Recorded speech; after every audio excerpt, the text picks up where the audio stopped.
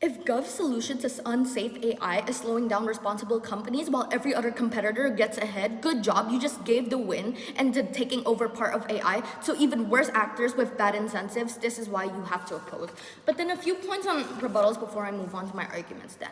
Firstly, on their case of rushed releases, I think this simply just runs on the idea that investors only rely on short-term profits, right? I think this is wrong for three reasons. Simply that one, frontier AI companies are already uniquely dependent on long-term public trust, right? Simply because if OpenAI released bad AIs for people to use, then they will lose their customers and all of their government partnerships they have, or all of their investors simply, then investors in AI are going to be incentivized to be, then they're going to leave OpenAI in the first place. Then the investors in AI are going to be incentivized to be reliable under our side and safe, because the industry itself relies on credibility towards these investors anyways, right? But then secondly, the nonprofits aren't exceptional to things like pressure, right? Simply because even when these things are capped, OpenAI still has pressure from things like, for example, competitors or public expectations in general and etc. This means that the harm isn't something that is necessarily exclusive to us. But then thirdly, here's the flip. Exactly the need to keep customers are exactly what allows the incentives of safety and quality to happen under our side. You'll see this later on in my arguments. But then onto their case on how this leads to employees caring less. I think this is simply just silly, right? I think engineers still care about the impacts and innovations that they leave, because they care about things like, for example, prestige to put on their CVs or portfolios, for example, if they want to switch jobs in the future, or simply because of their own personal ambitions and their own personal pride, right? If money was their only incentive, then they wouldn't be working in R&D, they would be working in finance or simply in I don't know, some random money greedy sector anyways. But then even if their premise is true, we flip this exactly by saying that the financial sustainability improves the long-term productivity of employees, because it simply means that they have the resources to work and build safer systems to release due to the fear of loss of money if people opt out, right? But then onto their case of on how AI is going to be exclusionary.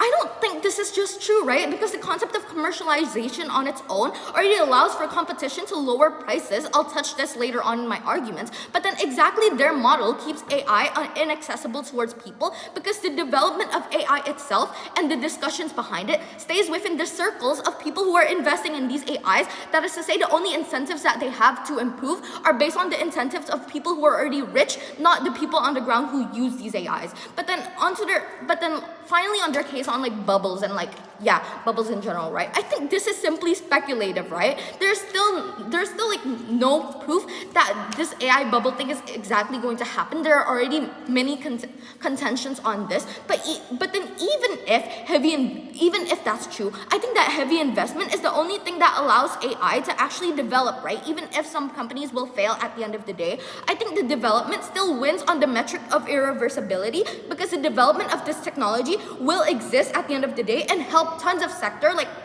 like for example education or health and etc. That is to say, we win this simply on the metric of utility. But then moving on to my arguments then. Firstly, on how this for-profit structure allows for better and safer AI development for users. The premise of this is simple. Simply that when OpenAI turned more commercial oriented, they no longer develop it into an out of touch bubble of research for their own goals or their mega rich investors' goals anyways, which means that they have to now start building towards what the public actually wants to get them to actually use it and to actually get profit, right? This means there is now an incentive for things like accountability and also improvement of quality. You get this under our side in three ways. Simply that one, the users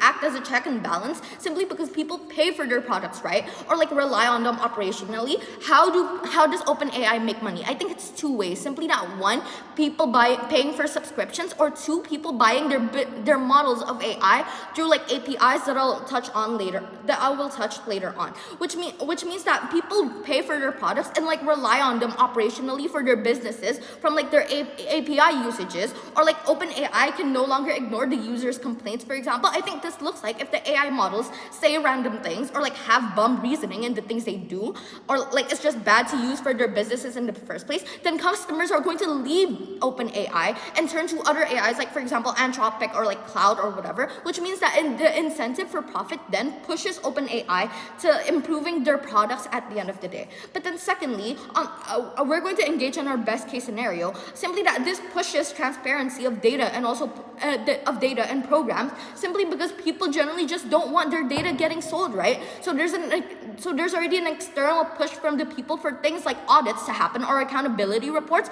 because they want to know where their money is going or who they're supporting at the end of the day.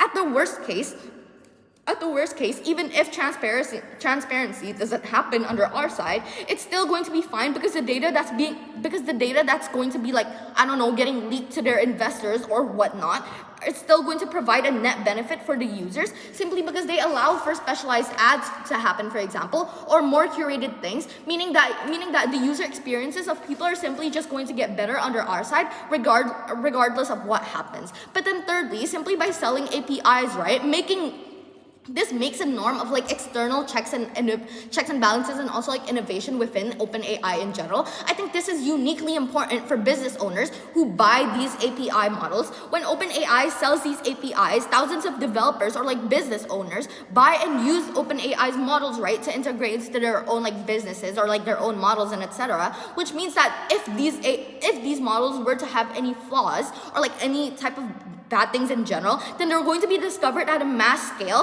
which allows for things like, for example, like backlash from customers to check and balance OpenAI, right? Which that is to say, the developers in OpenAI will be pressured to like ensure the quality of these AIs before they actually launch these models to actually avoid backlash. This clashes directly with PM's point on like bad quality and rushed releases, because I just don't think it makes sense, right? I think the impacts of this to developers are three things then.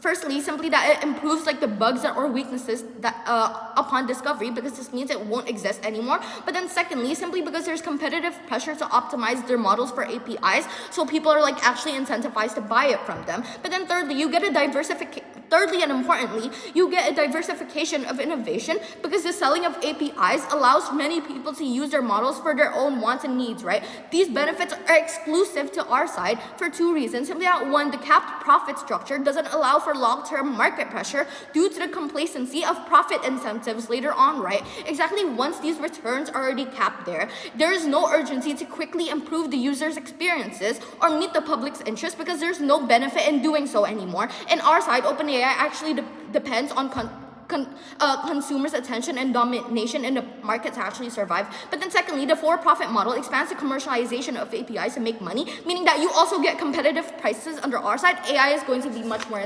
accessible under our side. But then the impacts of this are three things, right? One, you get more engineers and developers getting hired to meet the growing demand, because now OpenAI reaches more people. This is good because you give jobs to people. Yeah, economic trickle-down effect. But then secondly, you're going to get better APIs and accessibility, because it's going to be more affordable and more available for startups. For all of those reasons, you have to oppose.